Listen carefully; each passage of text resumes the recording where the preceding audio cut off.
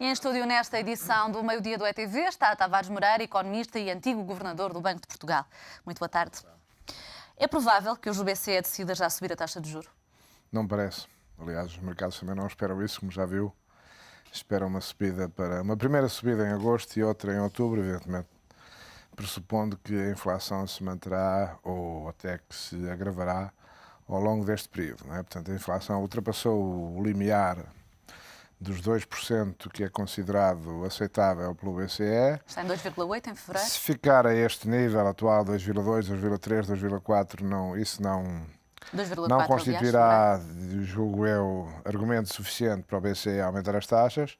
No entanto, se desenhar uma tendência para que a inflação vá subindo mais, por força até do encarecimento generalizado das matérias-primas, alimentares e minerais, etc., nessa altura, pois é natural que o BCE venha a subir preventivamente as suas taxas de juros, como de resto o mercado espera, portanto, como se viu em agosto e em dezembro deste ano. Mas, enfim, é um assunto a ver.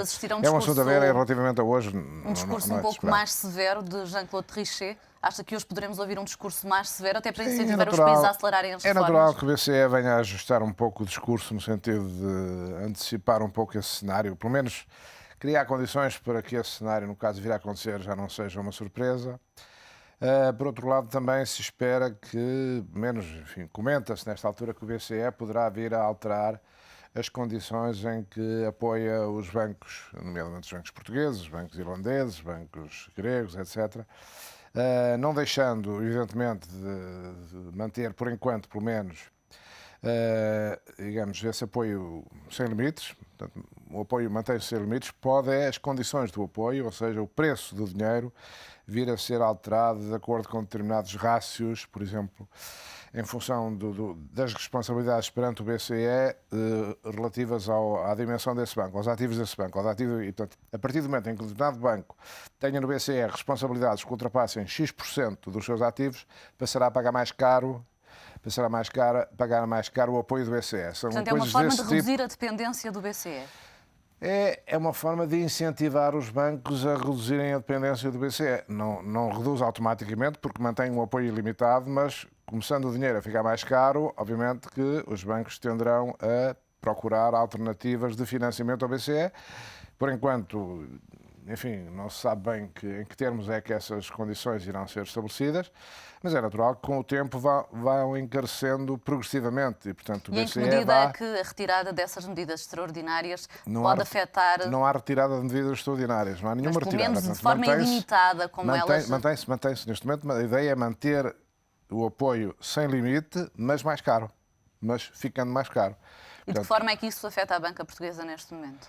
Ou poderá afetar? Eu diria que não. Mas o financiamento? No imediato, no médio prazo, daqui por uns meses, talvez tenha algum impacto em termos de encarecimento de recursos obtidos, enfim, no mercado. Enfim, no mercado não são obtidos muitos recursos, mas o custo médio de recursos dos bancos passa a subir e, evidentemente, isso reflete depois em crédito mais caro. Mais uma vez, crédito mais caro para a economia. Isso E de que forma é que a banca pode reduzir esta dependência ao BCE e encontrar outras formas de financiamento?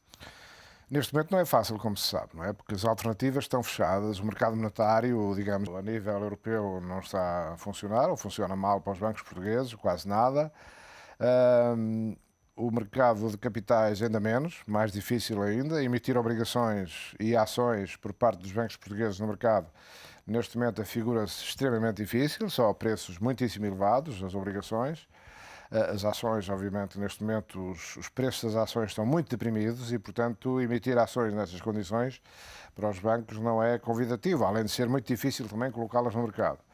Portanto, as alternativas são tentar captar mais depósitos, subindo as taxas de juros dos depósitos, mas isso também encarece, evidentemente, os recursos. Está a acontecer. Os bancos estão a oferecer taxas de juro cada vez mais elevadas nos depósitos. Há uma competição grande por depósitos atualmente no mercado, entre os bancos.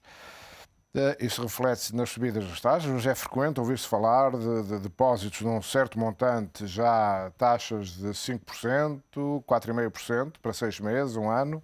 Portanto, as taxas estão nitidamente a subir. as taxas dos depósitos, é a forma que os bancos têm de angariar mais recursos, mas aí tiram uns aos outros, não é? Aí estão a tirar uns aos outros, portanto, não estão a aumentar o bolo, estão a repartir o bolo de maneira diferente, portanto, mas é uma forma também de conseguirem aumentar, digamos, o financiamento.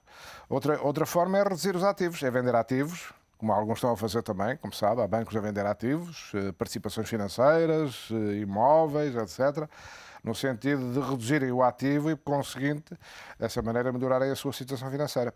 Um membro do Conselho de Governadores do BCE, mais precisamente Yves Merres, sugeriu que deveria ser o próprio BCE a avançar com uma solução para os bancos mais dependentes deste financiamento. Acha que faz sentido haver uma solução à escala global, mesmo por parte do BCE, ou que cada banco, cada instituição deveria encontrar a própria solução de financiamento, até porque cada país e a banca de cada país tem características diferentes? Não, as soluções de financiamento, quem tem que buscar são os bancos, não é? O BCE define as suas soluções de financiamento para os bancos. Isso é apenas uma parcela dos recursos que os bancos obtêm. Os bancos não estão totalmente dependentes do BCE. Mal seria. Têm uma dependência importante nesta altura do BCE, precisam dela para continuarem a sua atividade. O que eu digo neste momento, por exemplo, quando se fala atualmente que Portugal não precisa de ajuda externa, isso é um disparate completo. Portugal está totalmente dependente da ajuda externa. Só não é do FMI, é do BCE. Concretamente, da ajuda do BCE. E, portanto, se o BCE neste momento nos retirasse a ajuda, como já lhe disse aqui outro dia, nós estatelávamos completamente. E, portanto, esta dependência é importante, este apoio do BCE é importante, é indispensável para os bancos poderem funcionar. De outra maneira, o impacto sobre a economia seria brutal, não é? E, mesmo assim, sabe Deus. E, portanto, esta ajuda do BCE é indispensável, vai manter-se, vai ficar um pouco mais cara. Obviamente tem que planear as suas atividades, tem que definir os seus orçamentos. Sei lá se nos testes de stress não se vão incluir, não faço ideia, agora parece que vai haver alterações às condições em que os testes de stress vão ser feitos. É possível que nos testes de stress apareçam já cenários de alguma redução do apoio do BCE. Mas ainda há pouco tempo alguns banqueiros se manifestaram com alguma preocupação em relação a esses testes de stress, porque se vamos aumentar cada vez mais as exigências nos próximos testes, então há de chegar uma altura em que, de facto, algum banco vai chumbar nestes testes. Já chumbaram alguns, como sabe, espanhóis, etc. Os irlandeses passaram brilhantemente, por exemplo, como sabe. Portanto, esses testes a questão é, onde é que se encontra aqui um meio termo? Pois, obviamente.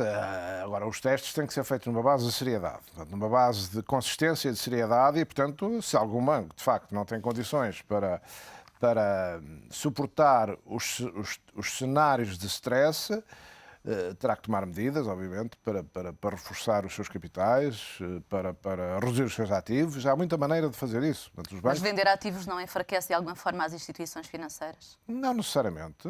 Depende, se forem ativos muito importantes, certamente, que reduz o seu potencial futuro de crescimento.